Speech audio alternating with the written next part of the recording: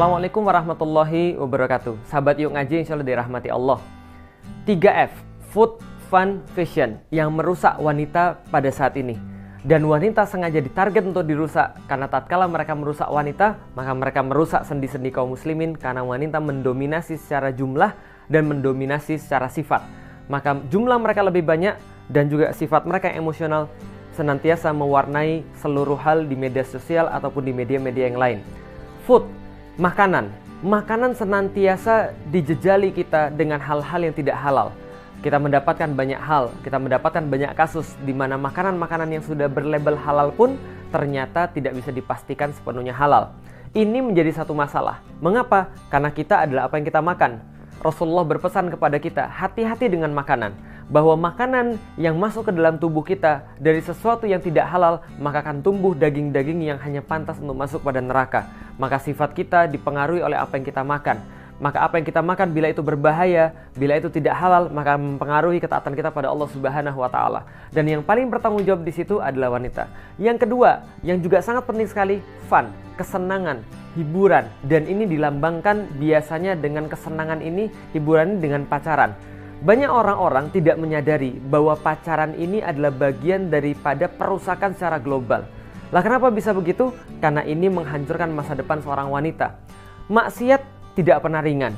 Kalau seandainya kita menganggap bahwa maksiat kecil lalu kita remehkan, maka kita salah. Apalagi maksiat besar mendekati zina, dosa besar seperti pacaran. Ini adalah sesuatu yang sangat serius. Maka orang-orang menganggap itu penting.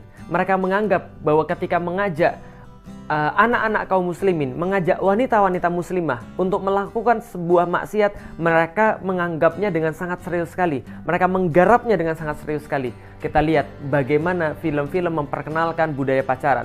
Bagaimana film-film memperkenalkan indahnya, enaknya, nikmatnya ketika kita berasik masyuk, laki-laki dan wanita belum menikah, lalu mereka menjalin hubungan yang tidak halal. Ini yang kemudian dipublikasikan, dipromosikan secara gencar. Begitupun juga dengan fashion. Maka ketika mereka berbicara tentang fashion, mereka tidak hanya berbicara pakaian luar saja.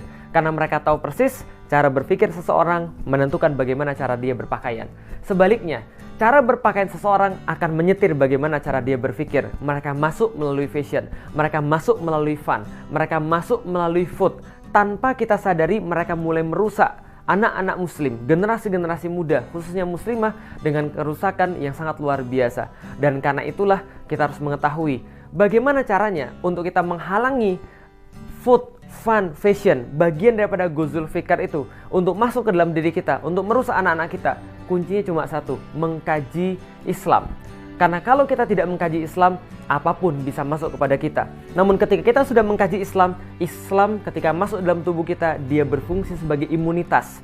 Kita mampu membedakan yang mana yang boleh kita ambil, yang mana yang tidak boleh kita ambil, yang mana yang masih bisa kita sesuaikan, yang mana harus ditolak mentah-mentah. Karena itulah, yuk ngaji. Saya Felix Xiao, Assalamualaikum warahmatullahi wabarakatuh.